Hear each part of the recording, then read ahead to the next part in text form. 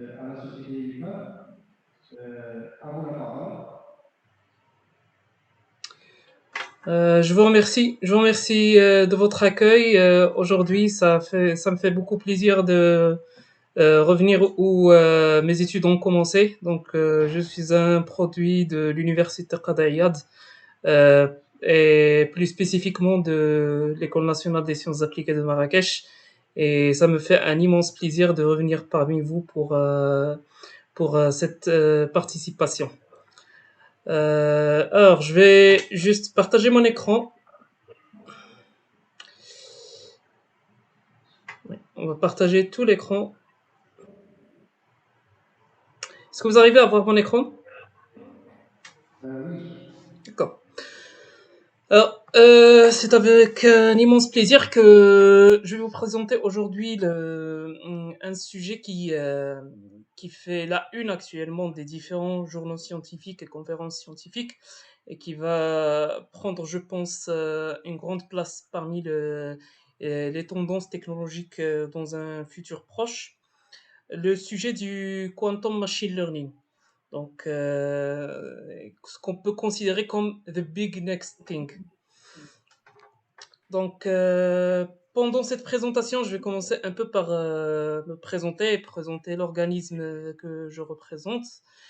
Parler un peu de ce que c'est que l'informatique quantique. Je promets de rester, de présenter au maximum 5 équations, de ne pas être beaucoup trop lourd sur l'aspect théorique de la chose, de parler un peu du machine learning. Je suis persuadé que toute l'audience est très familière avec le sujet, mais pour, pour faire un peu le lien, il vaut mieux que j'en parle un peu. Et ensuite, d'enchaîner directement sur le quantum machine learning avant de finir par une petite conclusion et qui va vous cacher une petite surprise vers la fin de cette présentation. Alors, qui sommes-nous? Donc, personnellement, moi, je suis Jacques Joud Islam. Donc, j'ai eu mon diplôme d'ingénieur d'État en génie informatique de l'ENSA de Marrakech en 2009. Ensuite, je me suis inscrit en thèse donc, au laboratoire technologie de l'information modélisation, donc à l'ENSA de Marrakech. J'ai fini par avoir mon doctorat en 2015 et je suis parti travailler dans le secteur privé en France pendant 5 ans. Donc, j'ai travaillé dans différentes disciplines, parfois en tant que data scientist, d'autres fois en tant qu'architecte de solutions, d'autres fois en tant que consultant cloud et machine learning. Et c'est à ce moment-là que je me suis réuni avec trois autres docteurs de ma famille pour fonder un laboratoire privé polydisciplinaire à Marrakech qui est le laboratoire Jacques Joud Labs, dont je suis le CEO actuellement. Ce laboratoire, il œuvre dans différents domaines scientifiques, donc de la physique des matériaux jusqu'à la blockchain et les applications décentralisées. Notre activité s'étale sous deux branches. Donc, il y a la branche recherche, donc qui couvre la recherche fondamentale comme la recherche appliquée. Donc, nous effectuons des travaux de recherche, des publications, mais aussi nous travaillons sur des prototypages, des procédures d'industrialisation et nous fournissons aussi le service de rédaction de brevets d'invention à nos clients. En même temps, ce pôle-là, il est nourri par un autre pôle qui est le pôle prestation, qui concerne la vente de services, donc que ce soit des solutions cloud, de la domotique, des développements d'applications informatiques ou même du consulting en sciences de données. Et on rentre directement dans le vif du sujet, donc l'informatique quantique. Je suis sûr que chacun d'entre vous a déjà rencontré un post ces 3 dernières années qui parle soit de la suprématie quantique, soit de l'apocalypse quantique, le mot quantique étant le mot-clé, et donc, mais globalement du fait qu'il y a des personnes qui travaillent sur des ordinateurs quantiques.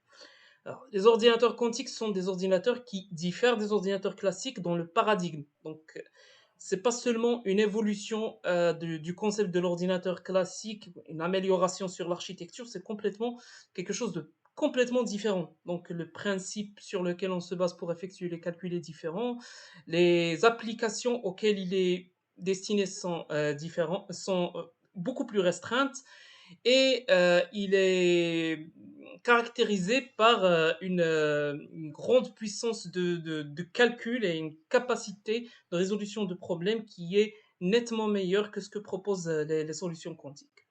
Aujourd'hui, les acteurs dans ce monde, ils peuvent être comptés sur les doigts d'une main, de deux mains au moins. Donc, on y retrouve les grands noms comme IBM, Microsoft, HP, Intel. AWS n'est pas dans la liste, mais ils ont sorti leur propre solution bracket. Donc, et on y retrouve aussi de nouveaux acteurs, par exemple Xanadu. Cette entreprise va revenir plus tard dans la discussion. IonQ, D-Wave, QNN Cloud, etc. Donc, ils sont séparés en termes d'architecture et d'approche de construction de l'ordinateur quantique. Comme on va voir, ces ordinateurs-là, ils se basent sur des principes qui découlent directement de la physique quantique. Et ces principes peuvent être reproduits par différents, disons, médiums qu'on peut utiliser pour les reproduire, que ce soit des petites particules, par exemple, comme les électrons, ou de grosses particules comme les ions, ou même de la lumière. Donc, l'application de l'informatique quantique, en fait, elle peut être appliquée dans plusieurs domaines, mais là où elle est la plus attendue, c'est surtout, par exemple, dans la synthèse des molécules dans le domaine pharmaceutique. Actuellement, à chaque fois qu'on vous donne un problème, par exemple, et que vous essayez de résoudre, on parle du fait qu'il faut modéliser le problème. Donc, pourquoi le modéliser? Parce qu'on a des machines qui vont faire le calcul, mais ces machines-là, ce sont des machines arithmétiques, et donc nous avons besoin d'une représentation sous forme de modèle, une représentation mathématique du problème pour effectuer la résolution, et donc une projection du phénomène physique vers un ensemble d'équations mathématiques qui le représentent. C'est différent dans le contexte de l'informatique quantique parce que à partir du moment où on a un nombre assez élevé de qubits, qui sont l'unité fondamentale qui représente l'information dans un ordinateur quantique, équivalent du bit dans l'informatique classique, dès qu'on a un nombre critique de ces qubits-là, on peut faire ce qu'on appelle de la simulation quantique. Ça signifie qu'on peut littéralement représenter le système qu'on essaie de reproduire avec nos qubits et voir comment il se comporte. Et ça, c'est quelque chose qui est censé être beaucoup plus fidèle, qui est censé pouvoir résoudre, en fait, participer à la résolution de certains problèmes de façon beaucoup plus efficace. Et je note dans ce sens le problème fondamental qui s'appelle le protein folding, qui est l'un des problèmes les plus compliqués à résoudre. Alors, il y a aussi la conception de matériaux et de métamatériaux pour les industries de pointe, mettre à disposition des dispositifs de décarbonisation et des solutions pratiques pour la crise climatique. Donc, l'avantage que l'informatique quantique prend, il est dans des domaines d'application spécifiques, mais cet avantage-là, il est considérablement meilleur, comme on va voir dans un exemple bien spécifique vers la fin. Alors, on va commencer par parler un peu de ce que c'est que les éléments fondamentaux dans un ordinateur quantique. On a dit que le qubit, c'est l'unité de l'information. Vous savez tous que le bit, c'est une unité de représentation de l'information qui peut prendre deux valeurs, soit 0, soit 1. Le qubit, c'est une représentation de l'information qui est beaucoup plus qui se fait dans un espace de Hilbert complexe. Et donc, on a une représentation en fait et là, je pense que ceux qui ont déjà fait le cours de la mécanique quantique se rappellent un peu de la notation Ket, qui représente un peu les différents vecteurs représentant par exemple l'état d'une particule ou l'état d'un système. Et ça, on peut dire que ça, c'est un qubit. C'est un qubit qui a l'état 0. Donc 0, c'est ça l'état, ça va être l'équivalent d'un bit qui est à 0. On a aussi l'état 1, qui est l'équivalent d'un bit à 1.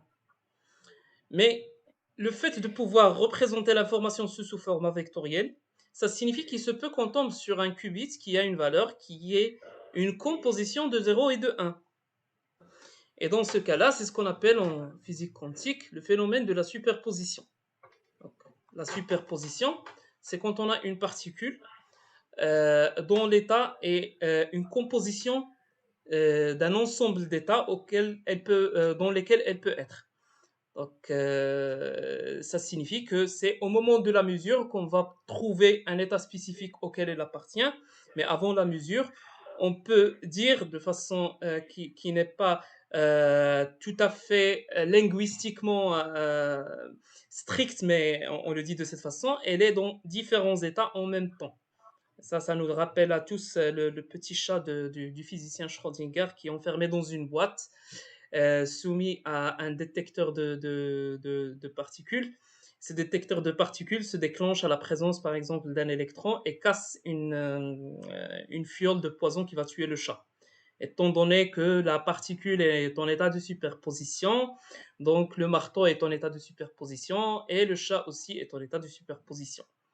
Et c'est au moment où on ouvre la boîte, donc on le soumet à une observation ou à une mesure, qu'il s'écroule vers l'un des deux états, soit mort, soit vivant. Et c'est pour ça qu'on l'appelle le chat mort-vivant de Schrödinger. Alors, on a pu survivre à cette slide sans perdre beaucoup de monde dans la salle. J'espère, parce que je n'arrive pas à vous voir maintenant, je vois mes slides. Et alors, cette slide-là, on va parler de ce que c'est qu'un algorithme quantique. On parle d'un ordinateur, et donc en quelque sorte, un ordinateur est censé exécuter des instructions. Mais dans le cas spécifique de l'informatique quantique, nos algorithmes ils se positionnent sous forme d'agencement de différentes portes. Ça signifie qu'on a des boîtes qui représentent des opérateurs qu'on va appliquer. Ce sont des opérateurs donc, qui sont des opérateurs numériques, donc ce sont parfois des matrices qu'on applique directement à nos vecteurs. Je vous rappelle que le qubit il est représenté par une représentation vectorielle. Et donc, ça nous permet par la suite de pouvoir effectuer en fait une application de ces opérateurs sur ces qubits et le résultat sera soumis à la prochaine porte. Donc, on va voir par la suite ce que c'est que ce grand H dans la boîte rouge qui fait un peu peur. C'est ce qu'on appelle la porte d'Adamart. Et on va voir comment cette porte en fait elle est effectuée et ça va vous rappeler un peu le petit chat dont on vient de parler. Donc, le plus important à retenir, c'est que les différentes portes, elles participent à l'altération de l'état des différents qubits, et l'ensemble des portes, une fois exécutées, c'est notre algorithme quantique. Alors, ça va pas être plus compliqué que ça mathématiquement, donc je vous rassure tous. On va parler un peu de ce que c'est que la superposition. Comme je vous ai dit, l'informatique quantique, elle utilise ce phénomène-là. Pourquoi? Parce qu'une fois en superposition, on a beaucoup plus de représentation de l'information. On n'est pas dans un cas où on a une représentation de deux états, on est dans un cas où on a une capacité à représenter beaucoup plus d'états. Et donc, à pouvoir explorer de façon beaucoup plus efficace notre environnement et notre espace. Alors, comment ça arrive? Comment on peut faire une superposition? C'est en utilisant l'opérateur qui s'appelle la porte de Hadamard. C'est le grand méchant H en rouge du slide précédent. Et cette porte-là, elle permet, une fois appliquée à un qubit, elle permet de s'assurer en fait qu'il est mis dans un état de superposition. Je donne un petit exemple. On va revenir au qubit 0 et au qubit 1. Donc au qubit à l'état 0 et au qubit à l'état 1. Donc si j'applique H à 0, ça me fait cette partie-là, en fait, qui est une multiplication matricielle entre la porte de Hadamard et le vecteur 1, 0, ce qui me donne 1 sur racine de 2 fois 1, 1. Et donc, 1, 1, c'est quoi? C'est juste le qubit 0 plus le qubit 1 sur racine de 2. Et donc, je ne suis plus à l'état 0 ni à l'état 1, mais à une composition des deux. Et si maintenant je l'applique sur l'état 1, ça va aussi me donner une application sur une sorte de superposition entre les deux états, avec un signe moins maintenant. Donc, comme je vous ai dit, ça va pas être. Ça, c'est le slide le plus compliqué mathématiquement, donc le reste, ça va être vraiment de l'explication de ce que je viens de dire. Parce que maintenant qu'on voit ça, oui, ça a du sens, ok, mais comment on fait ça physiquement? On se rappelle que les qubits, pour pouvoir les créer, on utilise des particules ou des phénomènes physiques. Et donc, selon la nature de l'ordinateur quantique qu'on utilise, il y a plusieurs façons pour créer la superposition. et les physiciens savent déjà comment faire ça. Donc, par exemple, en appliquant un champ magnétique pour affecter le spin d'un électron, on arrive à le mettre en superposition. Ou bien, par exemple, supposons que nous avons un ion, et juste pour information, utiliser le spin de l'électron comme unité de qubit est vraiment une façon terrible pour créer des ordinateurs quantiques. Donc, mais l'explication va prendre beaucoup de temps, donc je me limite à vous demander de me faire confiance là-dessus. Utiliser un laser Doppler pour changer le niveau énergétique d'un ion, ça aussi, c'est une façon pour pouvoir le mettre en superposition. Alors, j'espère que vous vous rappelez un peu de ce que vous avez vu en relativité pendant votre cursus scolaire, mais l'un des éléments en fait fondamentaux et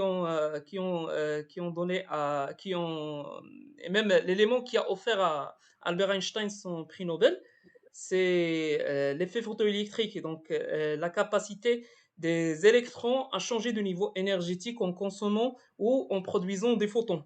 Donc, quand on applique un laser Doppler sur une particule, il faut toujours se dire, sur un ion, il faut toujours se dire qu'il y a peut-être un électron qui est dans le bon niveau énergétique qui va pouvoir l'absorber. Et ce qu'on appelle en fait la représentation, l'interprétation sur la bloc-sphère. La bloc-sphère, c'est ce que je vous ai montré tout à l'heure. Donc c'est une bloc où je vais revenir vers mon premier schéma parce que ça va être plus clair. Donc c'est sur cette sphère-là, on a une représentation du qubit. Donc ce qu'il faut tenir en compte, c'est que l'état, il est toujours une norme qui est égale à 1, et donc toutes les valeurs vont se trouver sur la surface de la sphère. Et on peut représenter en fait ces valeurs-là à travers deux angles qui sont φ et θ. Étant donné que la norme reste la même, donc est toujours égal à 1, donc ce n'est pas la peine de la considérer dans la représentation. Et donc c'est ce qu'on appelle la bloc-sphère. Donc, si je reviens ici, donc quand je suis à l'état 1, j'ai la flèche qui pointe vers le haut. À l'état 0, pardon, la flèche vers le haut. À l'état 1, la flèche vers le bas. Et quand je le mets en superposition, la flèche elle pointe vers une autre partie de la sphère, mais vers la surface de la sphère. Pourquoi? Parce que j'ai besoin d'avoir toujours la norme qui est égale à 1. Alors, je vous assure, c'est aussi le cas ici. Donc, vous pouvez essayer en regardant, en appliquant la porte de Hadamard, est-ce qu'on arrive à un résultat dont la norme est 1. Alors, pour la suite, donc, on va parler d'un très beau phénomène qui s'appelle l'intrication quantique. Donc, en anglais, quantum entanglement. C'est un phénomène qui est vraiment très sympathique et fascinant, qui arrive entre deux particules. Donc, il nécessite au moins deux particules. Pardon. C'est quoi ce phénomène-là? C'est une mise en relation de deux particules. Donc, ils sont liés par un lien invisible. Donc, et ce lien, il peut se voir quand on affecte l'état d'une des deux particules et on remarque que l'état de la seconde, il change en fonction de la première. Donc, en quelque sorte, on en déduit qu'il y a un lien.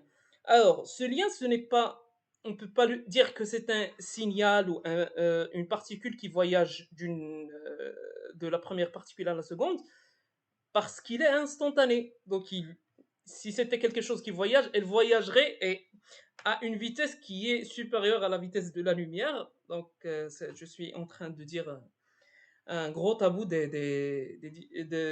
la physique.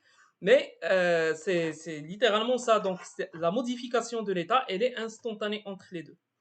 Ce qui a poussé plusieurs personnes à stipuler qu'il est possible, qu'il est même considérable de pouvoir créer un module de communication quantique qui est ultra rapide et ultra sécurisé. Mais il y a un problème qui va se poser à cela, et on va voir ce problème un peu plus tard. Alors, un exemple de fonctionnalité qui se base sur l'intrication quantique dans les ordinateurs quantiques, c'est ce qu'on appelle la porte CNOT, ou bien la porte control NOT. Donc, elle concerne deux qubits, ce que vous voyez ici à droite. Donc, j'ai le qubit 0 et le qubit 1, et la porte elle est en bleu. Le control NOT signifie quoi? Signifie que j'altère l'état du qubit 1 si et seulement si le qubit 0 est à l'état 1. Ça signifie quoi? Ça signifie que si le qubit 0 n'est pas à l'état 1, le qubit 1 son état ne sera pas altéré. Donc par exemple, je dis que si le qubit 0 est à 0, alors le qubit 1, il reste à sa valeur. Si le qubit 0 est à l'état 1, le qubit 1, il va inverser sa valeur. Donc s'il était à 0, il va devenir 1. Alors, comment on représente ça? On la représente sous ce format-là. Donc, alors, ce que je vais vous demander, c'est, au lieu de voir ça comme étant une grosse matrice toute dégueulasse qui est incompréhensible, je vais vous demander de la splitter en deux. Et donc, sur les 4 premiers éléments, ici, vous avez la matrice d'identité et qui correspond au fait que le premier qubit est à l'état 0. Et sur les deux qubits, vous avez une matrice d'inversion qui correspond au qubit à l'état 1. Et ce qui arrive ici, c'est que si je vous montre ça, c'est que vous avez deux qubits, 0 et 1. Je les force à être à l'état 0, à l'état ground ou non excité, et j'applique la porte C0, donc de 0 vers 1. Qu'est-ce qui arrive? Le résultat, c'est que c'est 0, 0. Ça signifie que ça ne change rien. Le qubit 0 reste à l'état 0, le qubit 1 reste à l'état 0. Mais si je viens ici et j'applique une rotation de pi sur l'axe X, et je vais revenir vers ma bloc, sphère, pour vous dire, voilà, ça c'est l'axe X. On est à l'état 0, donc ma particule est ici. Si je fais une rotation de pi selon cet axe-là, autour de l'axe X, qu'est-ce qui va arriver? C'est qu'on va faire une belle chute ici et on va tomber à l'état 1. Et donc, si je fais une rotation X de l'angle pi, donc θ est égal à pi, ce psi-là, il va se retrouver ici, à l'état 1. Donc, ce que j'ai fait ici, c'est que le qubit de contrôle, je l'ai mis à l'état 1, et à ce moment-là, le qubit 1, il est devenu à l'état 1 aussi. Vous voyez ici la sortie, la probabilité de la sortie, c'est 1, 1. Ça signifie que j'ai en sortie le qubit 0 à 1 et le qubit 1 à 1 aussi. Donc, alors, ce que je vous montre ici, ces petits algorithmes, je vais vous montrer où est-ce que vous pouvez les manipuler et les trouver. Vous avez IBM dans sa quête à devenir le premier acteur du marché. Elle a mis en place un ensemble d'outils éducatifs et même des outils, des simulateurs et même de la capacité à se connecter à un ordinateur quantique de IBM et d'utiliser ce qu'on appelle Qiskit. Donc c'est leur solution pour pouvoir créer des programmes quantiques. Vous pouvez même utiliser du Python si vous êtes à l'aise avec. Ce que vous voyez ici, c'est l'éditeur, et à droite, vous avez le langage assembleur relatif à l'ordinateur quantique. Donc, vous avez les différents opérateurs. Ça va rappeler à certains d'entre vous les anciens cours d'architecture et d'électronique numérique. J'espère que ça ne va pas vous donner des cauchemars ou des flashs de stress post-traumatique. Donc, si je viens ici, j'ai déjà positionné deux qubits avec une initialisation à l'état 0. Vous voyez ici le résultat sur ma petite bloc-sphère, donc 0, 0. Et ici, la probabilité de la sortie, elle est à 0, 0. Si je viens, je positionne une porte C0 de 0 vers 1. Voilà, rien n'a changé. Et je vais venir ici et je vais ajouter une rotation selon l'axe X. Et je vais changer l'angle directement au niveau de l'assembleur à pi. Et voilà. Ce que je vous ai montré, je ne l'ai pas trafiqué sur Photoshop. C'est réellement le résultat. Alors, on revient à notre écran. Et on va dire maintenant, ok, tout ça c'est sympathique, on voit que c'est bien, ça fonctionne. On a dit que c'est très très rapide. Alors, comme disent les Anglais, where is the catch? Pourquoi c'est pas utilisé partout? Et ici, on a deux éléments qui sont considérablement importants. Le premier, c'est le problème de la décohérence. Ce que je vous ai dit, c'est que les ordinateurs quantiques comptent beaucoup sur deux fonctionnalités, sur deux phénomènes qui sont la superposition et l'intrication. Ce qui arrive, c'est que dans la vie réelle, on ne peut pas garder une particule isolée de son environnement de façon indéfinie. Ce qui signifie qu'elle va entrer en interaction avec un autre élément, et cette rentrée en interaction est considérée comme étant une observation ou une mesure, ce qui signifie qu'elle ne va plus rester en superposition, mais plutôt que son état quantique va s'écrouler vers l'un des états spécifiques. Et dans ce cas-là, on a perdu en fait, le calcul qu'on était en train de faire. Et donc, le problème de la décohérence, c'est un problème réel. Et donc, il nous faut, si on veut créer un bon ordinateur quantique, il ne s'agit pas d'avoir un nombre immense de qubits, il faut aussi s'assurer que les durées de décohérence sont larges, sont assez larges pour effectuer assez de calculs. Donc, et actuellement, par exemple, le D-Wave, qui est l'un des plus grands acteurs, il est critiqué pour le fait que à peu près que la moitié des qubits dont il dispose, ils sont utilisés juste pour lutter contre la décohérence, juste pour la vérification des erreurs. Le deuxième point, c'est le coût de construction et de maintien.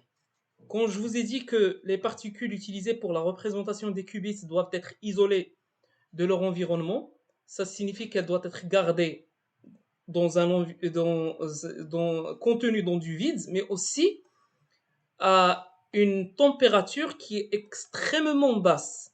Donc, pour les ordinateurs qui se basent sur la supraconductivité, c'est quelque chose de sine qua non.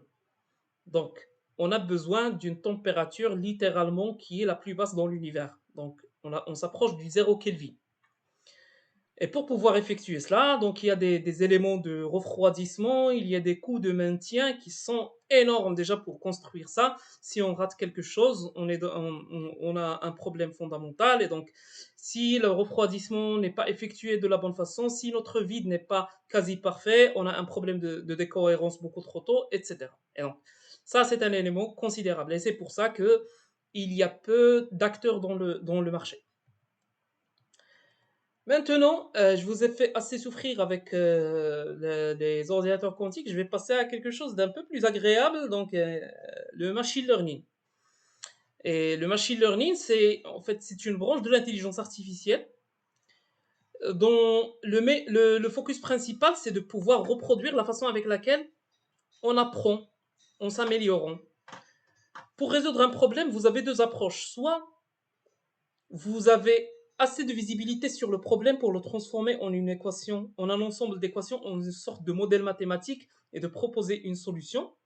Donc, soit votre solution elle est calculable en temps raisonnable, et dans ce cas, vous pouvez faire un solver normal, par exemple, du simplex qui permet de résoudre le problème. Soit elle est pas calculable en temps polynomial, mais on peut vérifier une solution en temps polynomial, ce qu'on appelle les problèmes NP difficiles. Et dans ce cas, vous avez besoin des bonnes vieilles heuristiques qui font partie de l'intelligence artificielle. Je pense que vous avez dû entendre parler de certaines, par exemple l'algorithme génétique, qui est l'une des heuristiques en fait, les plus célèbres, et qui permettent un peu une sorte de résolution par exploration de l'environnement. Mais il y a une autre démarche. Donc, supposons qu'on n'a pas assez de visibilité sur le problème, mais on a des données qui représentent des essais ou qui représentent notre environnement. Par exemple, on a la possibilité d'effectuer une estimation statistique. Dans ce cas, est-ce qu'il est possible de positionner des systèmes qui arrivent à minimiser la différence entre ce que eux ils prévoient comme résultat et ce qu'ils voient directement sur les données? Et dans ce cas-là, c'est ce qu'on appelle un apprentissage. Donc, l'apprentissage ou le machine learning, il est sous forme disons, de quatre branches. Donc, le supervisé et le non supervisé. Et donc, dans le supervisé, on retrouve les réseaux de neurones artificiels et l'apprentissage profond. J'ai un peu démarqué ces deux-là parce qu'ils font la une des revues et des blogs tech récemment, surtout avec l'avènement du réseau de neurones ChatGPT, qui n'est pas aussi nouveau que ça parce que le GPT, en fait, le modèle GPT, il est déjà à sa version 3.5 et on s'attend toujours à l'avènement de la version 4, j'espère très prochainement, on croise les doigts. Il y a l'apprentissage non supervisé qui concerne le fait que nous n'avons pas de la visibilité sur les classes, au fait, c'est une sorte de segmentation de nos données, mais sans savoir ce qu'on cherche. Donc, en quelque sorte, on dit juste, OK, s'il vous plaît, est-ce que tu veux bien me trouver une façon de pouvoir séparer ces données en des segments où à chaque fois je retrouve des objets qui se ressemblent le plus dans le même segment. Donc ça, c'est ce qu'on appelle le non supervisé. Ça signifie qu'on sait pas qu'on n'a pas une idée sur le libellé, sur ce qu'on veut classer. l'apprentissage supervisé peut être utilisé quand on connaît déjà sur les données existantes la classe, donc, ou bien la valeur, parce qu'il y a aussi le problème de régression, ou bien le problème de prédiction de valeur réelle, qui est aussi un problème de machine learning. Il y a l'apprentissage semi-supervisé où nous avons en fait une absence de certaines informations dans notre dataset, donc, et on doit utiliser un peu quelques approches des deux pour pouvoir constituer en fait pour avoir un dataset qu'on peut utiliser pour effectuer du supervisé. Et il y a l'apprentissage par renforcement où nous avons un agent qui est positionné dans un environnement et qui est en train d'apprendre avec un système disons de gratification ou de bonus-malus, donc selon l'impact de son action sur son environnement. Alors, l'intérêt ne cesse d'augmenter avec le temps. Donc, depuis l'avènement du machine learning, il y a une petite période où c'était un peu fade parce que on a été un peu déçu par la performance des premiers réseaux de neurones.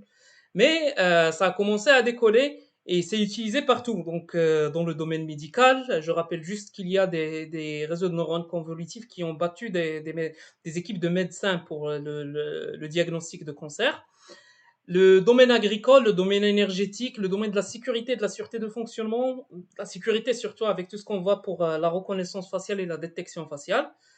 Et actuellement, ce qui est vraiment magnifique, c'est qu'il y a un accès démocratisé aux outils et aux librairies. Ça signifie que vous n'avez pas littéralement besoin de tout comprendre pour pouvoir faire du machine learning. Il y a des librairies, il y a des outils qui existent déjà. Il y a même des outils pour des gens qui sont loin de l'IT pour pouvoir juste dire, OK, je veux utiliser une fonctionnalité d'apprentissage automatique pour pouvoir décrire ce qui arrive dans mes données.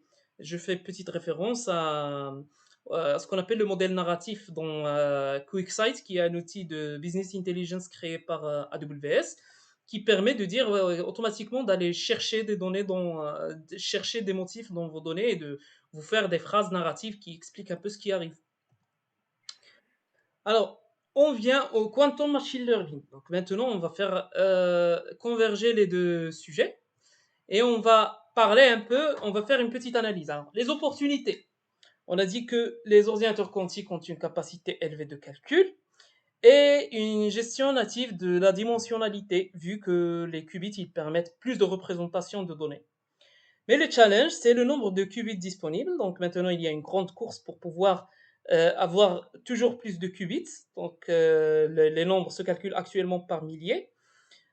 Et la représentation sous forme d'algorithme quantique. Vous avez vu à quel point c'est compliqué en fait de créer des fonctions. Donc, euh, bon courage pour écrire un Hello World, vu que tout ce qu'on manipule, ce sont des rotations selon les axes, ce sont des opérateurs mathématiques purs qu'on met en place.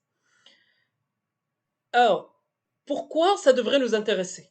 Parce que cela va entraîner la capacité de traiter des données avec plus de diversité, des données avec des dimensions plus élevées, et parce que les modèles quantum machine learning montrent qu'ils peuvent être entraînés plus rapidement que les modèles classiques et qui sont en général, et je mets en gras en général parce que c'est pas toujours le cas, plus précis.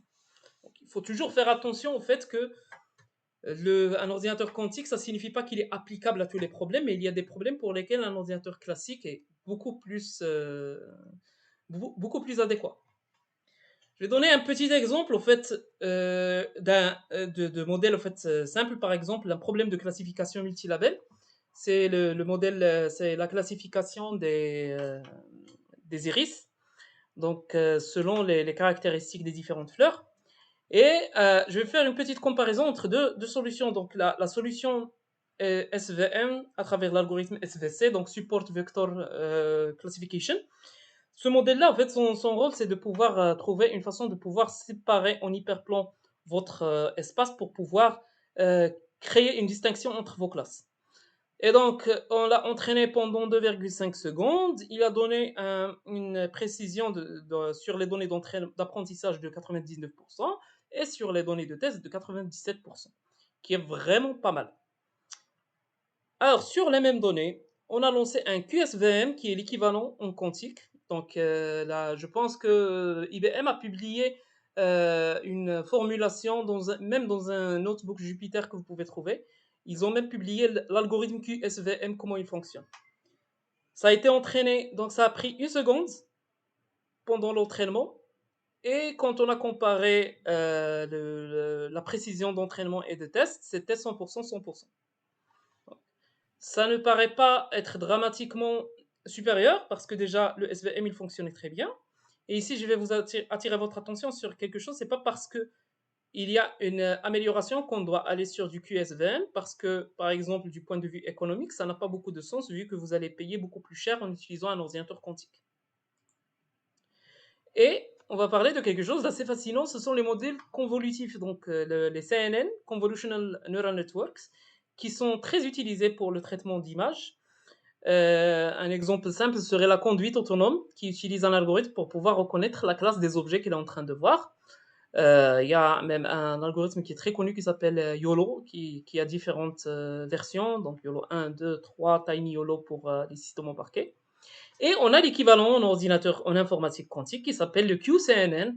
Donc, ils ne se sont pas cassés la tête pour trouver une nouvelle appellation, donc qui utilise aussi le même mécanisme de convolution, de pooling, pour pouvoir effectuer la même chose. Alors, ce que je vous montre ici, c'est le résultat du QCNN avec 8 qubits que nous avons utilisé pour pouvoir classer juste la ligne, est-ce qu'elle est horizontale ou verticale. Donc, ça a l'air d'être quelque chose de complètement, de complètement stupide à faire, mais vu que ce qu'on a manipulé, ce sont des images qui ont 8 pixels, ça avait du sens. Donc, actuellement, avec des images par exemple, supposons que j'ai des images qui sont sur du 16 x 16, donc dans ce cas-là, j'ai besoin de 16 x 16 qubits et après je fais la même chose qu'un modèle convolutif et je compare les deux.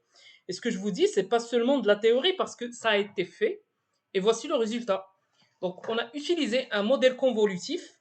Je laisse ici la référence si vous voulez chercher. Donc en 2020, on a essayé l'un des premiers modèles convolutifs QCNN pour la détection du cancer de sein. Si vous cherchez en fait la précision des CNN sur la détection du cancer de sein en 2020, elle était entre 90 et 95%. Le QCNN a permis une spécificité, donc les vrais négatifs, détection des vrais négatifs à 99,6%, la sensibilité, donc les vrais positifs à 97,7%, et une précision de 98,9%. Plus que ça, ce que vous voyez à droite, c'est la complexité. Ça signifie que en fait, c'est proportionnel au temps qui est nécessaire pour pouvoir entraîner votre modèle. Et donc, ce qu'on voit ici, c'est une évolution de la complexité qui est exponentielle pour les CNN par rapport à une évolution qui est linéaire. Je pense que les auteurs auraient dû faire une représentation logarithmique pour un peu avoir plus de visibilité, vu que là, on voit au fait que le QCNN, son évolution, elle reste à 0, mais je ne pense pas que c'est vraiment le cas. Alors, et ça vous montre en fait à quel point c'est déterminant. Et là, je vous dis, c'est en 2020. Donc, vous imaginez en 2022, en 2022 et en 2023, qu'est-ce que ça devrait faire?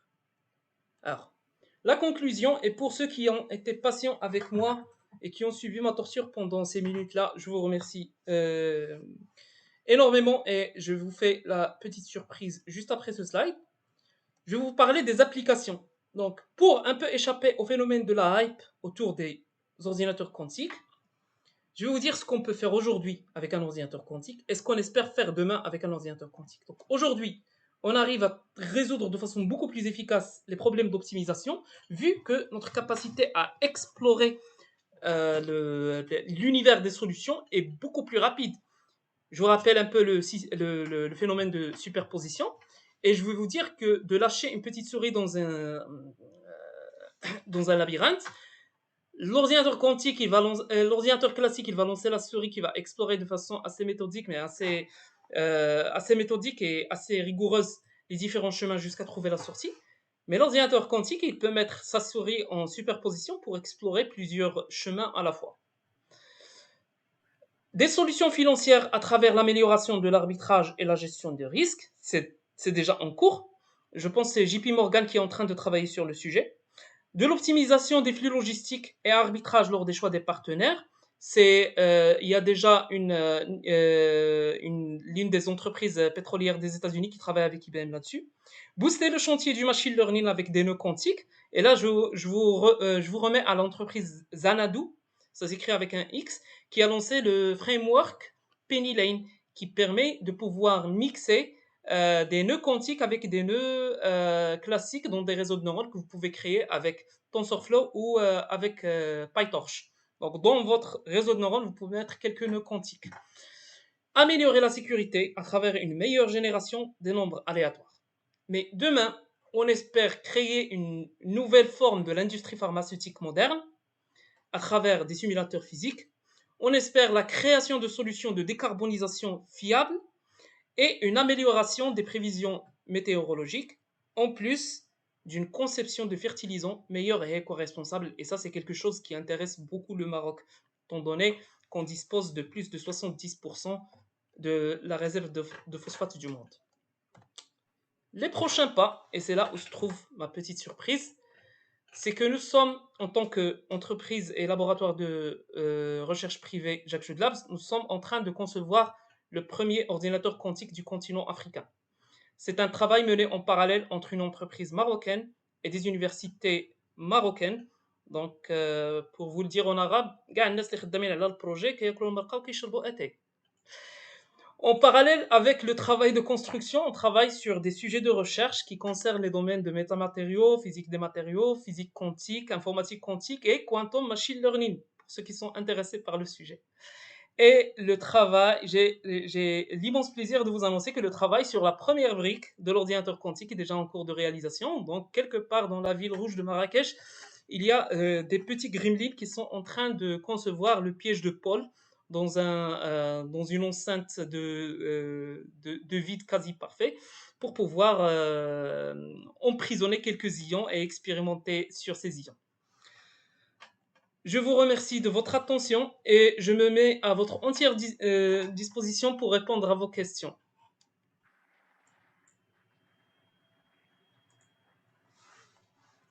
Merci. Merci, c'est chaud. C'est vrai que on aurait aimé programmer cette intervention la matinée, pas après avoir mangé. Votre demande c'est la sieste ici, surtout, le plus difficile, c'est d'assister à la quantique après avoir mangé.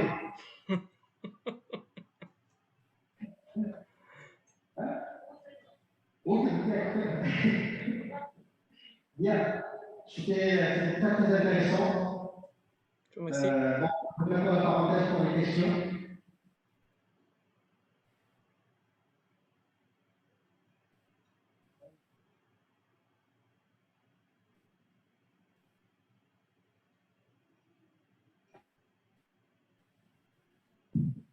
Merci, monsieur Géjou. C'est incroyable. Je veux juste comprendre une chose à propos du qubit. Bon, vous avez dit qu'il est en état de superposition, c'est-à-dire qu'ils font 1 et 0 en même temps. La chose que je veux comprendre, à un certain moment, il doit prendre la décision. Est-ce qu'il va prendre 0 ou 1? Je n'ai pas bien compris le principe.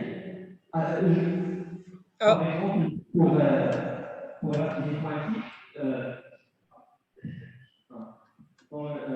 dans le cas, par exemple, des électrons, il est en état de superposition, c'est-à-dire qu'ils font plusieurs électrons en même temps. Mais en cas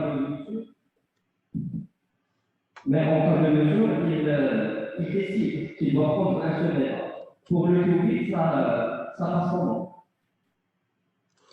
Si j'ai bien compris, parce que j'ai eu un peu de mal à entendre, mais je vais répéter la question, comme ça je suis sûr de répondre à la bonne question. Donc, votre question, c'était le qubit se met en état de superposition, mais par la suite, il y a l'écroulement de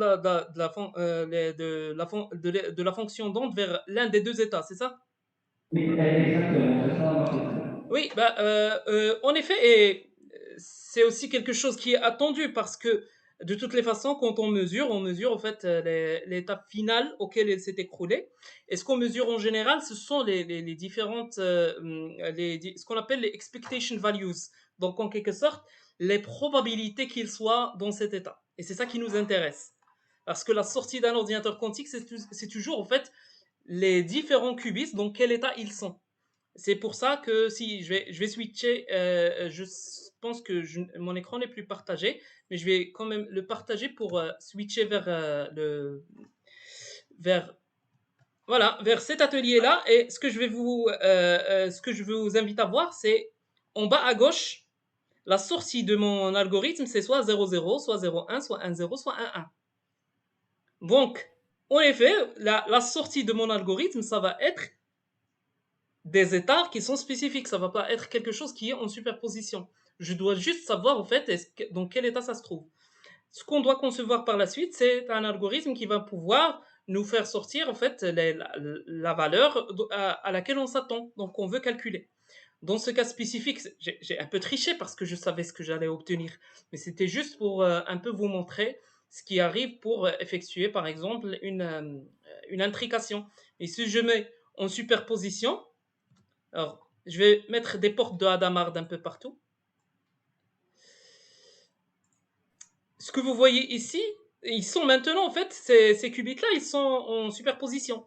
Ça signifie quoi? Ça signifie que à cet état-là, le qubit Q0 et le qubit 1, leur état avant la mesure, c'est 1 plus 0 sur la racine de 2, quête 1 plus moins quête 0, et quête 0 moins quête 1 sur racine de 2. Mais la sortie de mon algorithme, ça va être l'écroulement de la fonction d'onde. Et dans ce cas-là spécifique, j'ai une probabilité que ce soit une probabilité égale entre les quatre. Donc c'est 25%. Donc, ce qui nous intéresse dans ce cas de figure, c'est surtout cette sortie-là, la sortie, quels sont les éléments, quels sont les résultats qui sont les plus probables, quelles sont les expectation values auxquelles on s'attend. D'accord, merci, c'est clarification. Donc, on passe à la télé. Bonjour à tous, ça va? Moi, ça va, j'ai pas compris que c'était au revoir. Est-ce que vous entendez? Il y a un peu de bruit, j'ai un peu de mal à vous entendre, à vous comprendre plutôt. Vous ne déchiffrez pas ce qu'on dit, c'est ça? Bon. Oui. Alors voilà, moi ce que j'ai vu dans la présentation, excusez-moi, je n'étais pas là au début, mais j'ai vu un peu que vous avez mis en valeur, c'est-à-dire le processus, comment ça se déroule, comment la réflexion est faite sur la mise en place des systèmes quantiques.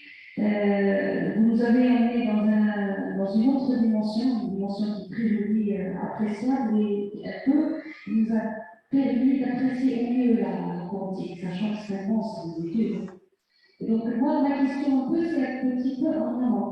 La partie traitement énergie, ça veut dire, est-ce que vous avez eu à avoir des études, peut-être, ou même vous les avez fait vous-même, sur la partie utilisation de l'énergie au niveau des ordinateurs quantiques en termes de consommation? C'est-à-dire, si on veut dire que c'est appréciable, jusqu'à quel point, jusqu'à quel pourcentage, on peut dire que c'est des systèmes qui sont très, ils sont pas normaux. Je vais répéter juste pour comprendre si j'ai bien saisi la question. Vous demandez en amont quels sont les éléments mis en place pour créer l'ordinateur quantique, c'est ça? Mais surtout la partie énergie. La partie. Ah, la partie énergétique, consommation énergétique.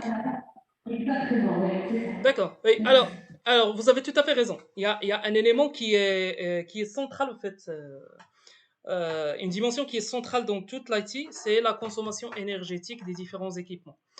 Dans le cas d'un ordinateur quantique, donc selon l'architecture qui est positionnée, la consommation électrique peut être une dimension décisive.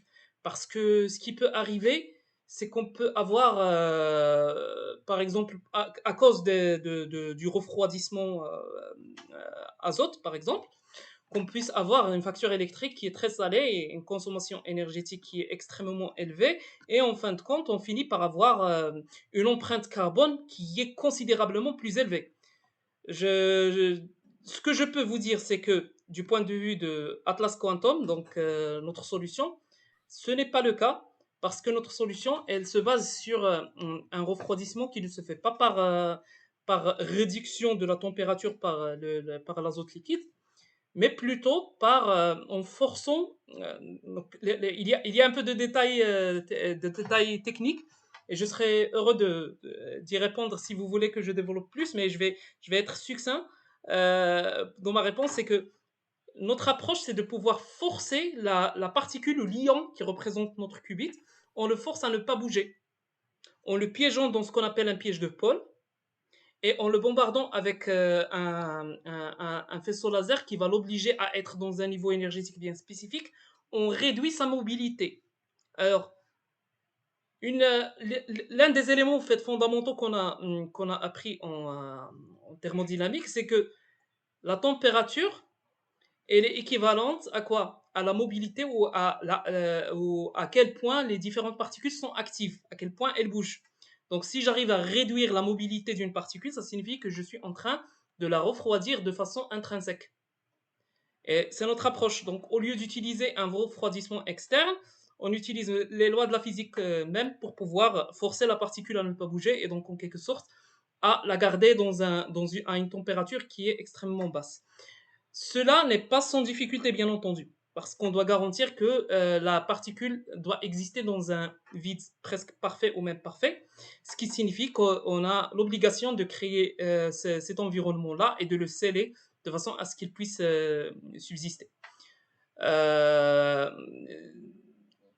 Ce que je peux vous dire, c'est que notre ordinateur il est beaucoup plus petit en termes de taille géométrique par rapport aux autres. Donc, notre objectif, c'est de pouvoir le construire pour qu'il occupe 2 racks de serveurs, pas plus.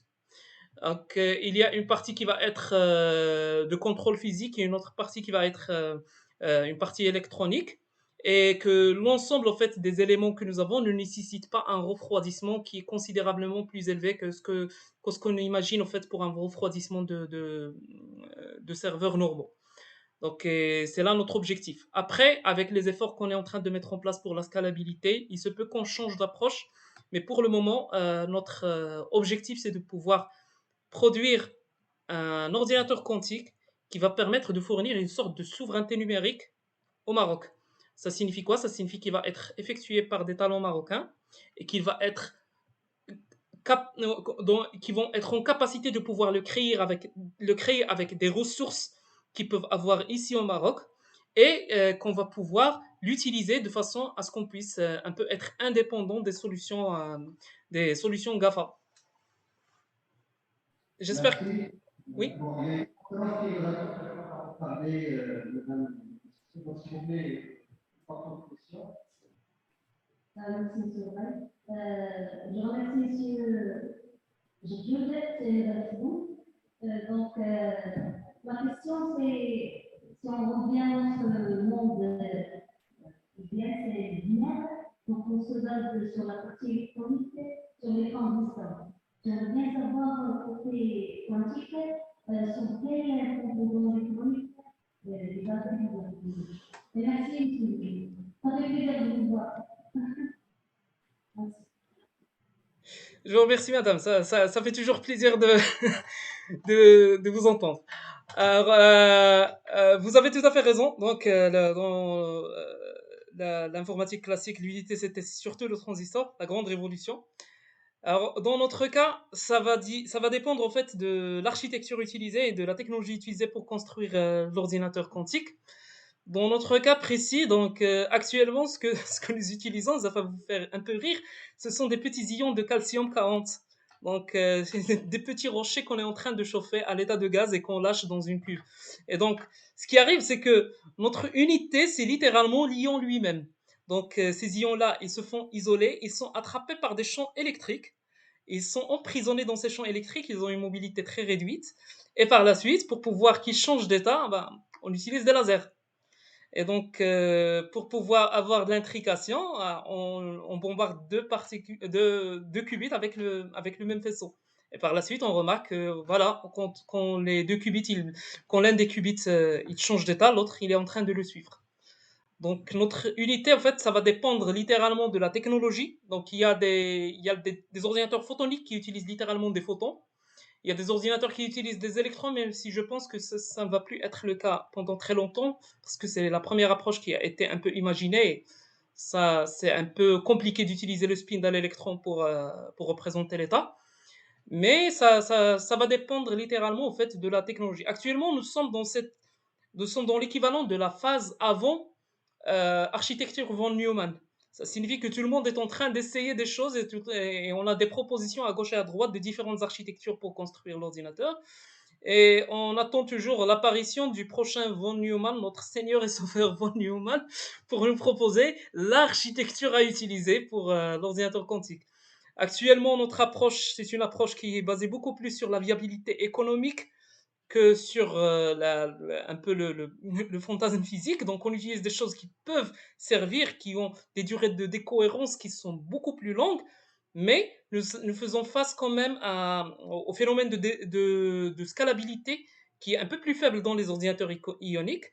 Et personnellement, je travaille sur la question dans le cadre d'un projet de recherche avec l'université Ibn Zor, donc pour pouvoir pallier à cet aspect des choses.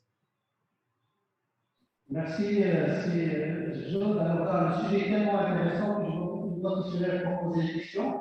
Malheureusement, on a pas de temps. D'ailleurs, je profite pour vous inviter et inviter tout le monde à une séquence de test qui aura la question 4.2 sur machine libre, à quantum machine. Donc, m'a dit ça, on peut développer beaucoup de choses après la seconde. Bon, donc, merci beaucoup. Il y a beaucoup de questions qui attendent. Donc, j'espère révéler aujourd'hui sur l'informatique machine qui va te donner Boisy. Après, et comme ça, on prendra tout le temps pour développer les choses parce qu'il y a vraiment beaucoup de questions autour de ce problème. Bon, donc on va enchaîner par la deuxième conférence PDR. C'est beaucoup. Merci à vous. Merci à vous. Merci à vous tous. Ça m'a fait beaucoup plaisir de revenir parmi vous.